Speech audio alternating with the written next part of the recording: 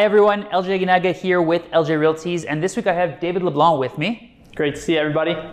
And today we're going to tackle what are the biggest mistakes that we're seeing buyers make in the market right now.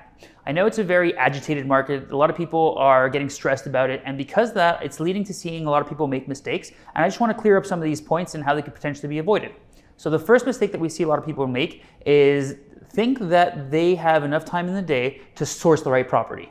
Yeah, I mean, when it boils down to it, at the end of the day, most people who are buying real estate are not full-time real estate investors. They're definitely not real estate brokers. And so the time commitment is never going to be equal to what a real estate broker is going to be able to supply for you. Yes, you can go on the internet, you can look at houses, but especially in today's market, being able to efficiently move on properties and especially efficiently evaluate properties, it's not something you're going to be able to compete with buyers who are using brokers. A lot of the things that we'll do for our buyers before we even visit the property is go through all the documentation. We're going to do an analysis of what we think the actual market value of that house is, so that we're not showing up to the property with the wrong idea of what this property is actually going to cost in the end. We're evaluating this property with what we know we're going to have to pay in order to get it. And so we're able to make those proper decisions and not get swayed emotionally by a well-staged property or whatever it may be. And that leads right into the second point. The second mistake that we see a lot of people think is that they believe that they're top negotiators because they deal with a lot of negotiations in their job possibly. And because of that, they think that they'll be able to check their emotions at the door and not be led by them when it comes down to negotiating their offer.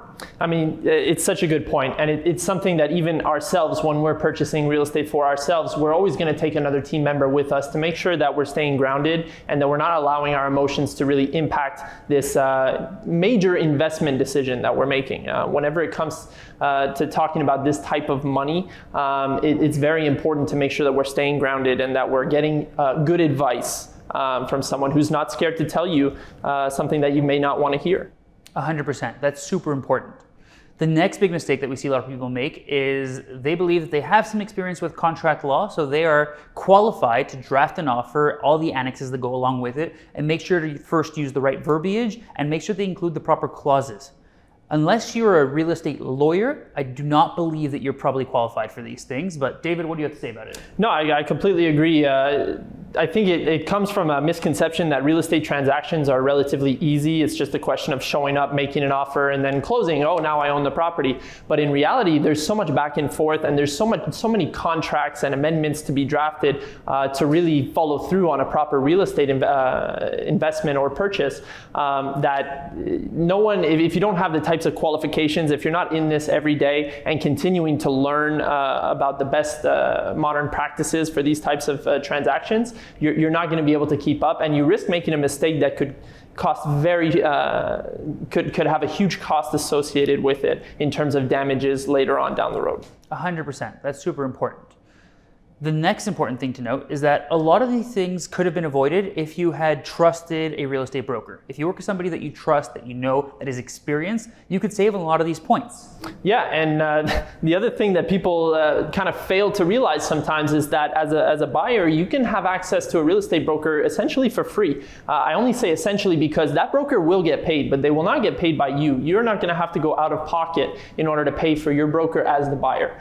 Their commission is going to be paid by the selling broker. So when I go to list the property, we're going to negotiate a certain amount of commission for listing that property. And inside of that, we're going to agree on a split that we're going to give to the buying broker who's bringing us a buyer. The next biggest mistake I see a lot of buyers make is that they believe that they're going to get a better deal if they go directly to the listing broker. Yeah, and I mean, this is kind of a false, another false kind of fallacy where we're thinking that it'll be an advantage for us to work directly with the listing broker because they're going to work for us.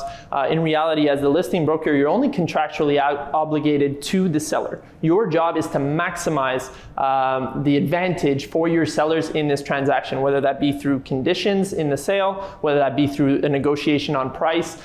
Your job is not to help the buyer. Your job is to work for the seller. So what happens is people get involved in these transactions where they're unrepresented. They have the impression that the listing broker is working for them, which can be relatively easy to do with the way that you talk and the way that you present ideas.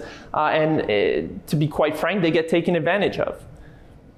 So I think this kind of wraps up what the top mistakes are. The nice thing about these mistakes is that they could all be avoided if you'd worked with your trusted real estate broker. Absolutely. And again, this is something that is free. As a buyer, it is not something that's going to cost you any kind of money. Our commission, when we're working for you as a buyer, is paid out by the sellers. So there really is no reason not to seek representation as a buyer. You're essentially refusing to have a dedicated professional work for you when you decide to try to buy a property without a broker. Thank you guys so much for watching. I look forward to seeing you next week. Take care.